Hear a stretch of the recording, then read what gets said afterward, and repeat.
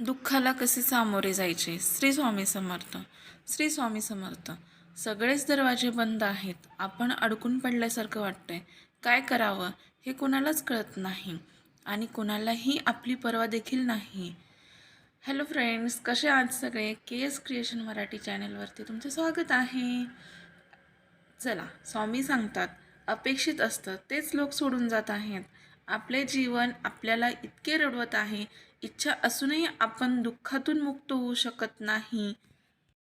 आपली पूर्ण ताकद आणि बुद्धिमत्ता वापरूनही आपल्याला आपल्या समस्येवर तोडगा भेटत नाही. अशी एकही गोष्ट नाही जी माझ्या मनासारखी होत आहे.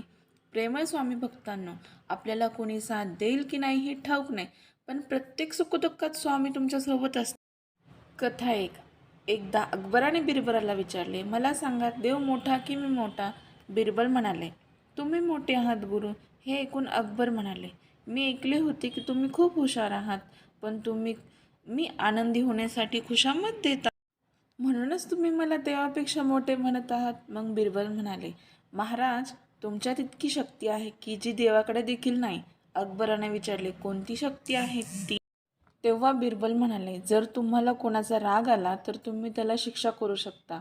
तुम्ही त्याला तुमच्या राज्यातून हकलून देऊ शकता. पण तो परमेश्वर आपल्या भक्तावर कधी रागवला तरी त्याच्या राज्यातून तो कधीच कुणाला बाहेर काढू शकत. पण हे संपूर्ण विश्व त्या देवाने निर्माण केले आहे. त्यामुळे आपण लाखो चुका करू शकतो, पण देव आपल्याला कधीच सोडू शकत नाही. मी रोज पाप करतो, तो रोज माफ करतो. मला सवयीने भाग पाडले जाते आणि तो दया करणारा आहे. म्हणूनच त्या देवाला परमपिता म्हणतात. हे जग आणि हे माणसं अशी आहेत की जेव्हा तुम्ही त्यांच्यासाठी काही कराल तेव्हा ते तुमच्यासाठी काहीतरी करतील. पण आपला देव, आपला परमेश्वर, आपली माऊली, तुम्ही त्या देवासाठी काही करा किंवा नका करू, फक्त मनापासून विश्वास ठेवा. त्या देवाला हाक द्या, तो नेहमीच तुमचा हात धरेल. वेदनांसाठी तो तुझ्या दारात त्या वेदना घेण्यासाठी उभा असतो. जगाची भीती वाटली तर देवाजवळ जाऊन शांत बसा. हे जग तुझ्या आशा सोडू शकते, पण या जगाचा निर्माता कधीही तुझ्या आशाच तोडणार नाही. कथा 2. एक व्यक्ती रोज देवाची प्रार्थना करायची. एके दिवशी तो देवाला म्हणाला, कृपया मला आशीर्वाद द्या. तेव्हा देवाने त्या व्यक्तीला सांगितले की मी प्रत्येकाच्या दुःखात सदैव सोबत आहे. जेव्हा त्या व्यक्तीने देवाला विचारले की प्रत्येक दुःखात तू माझ्यासोबत चालतोस हे मला कसे कळेल, तर त्या दिवशी देवाने सांगितले की आता तू चालशील तिथे तुझ्या पावलांनी आणखी 2 पावलांचे ठसे तयार होतील. ती दोन्ही पावले माझीच असतील. हे ऐकून त्या भक्ताला खूप आनंद झाला. आता प्रत्येक दुःखाच्या क्षणी देव माझी काळजी घेईल असं तो म्हणाला. पण काही दिवसांनी त्याच्या लक्षात आले की जेव्हा सगळं ठीक असतं, आयुष्यात सुखाचे प्रसंग येतात, तेव्हा 4 पावलांचे ठसे होतात.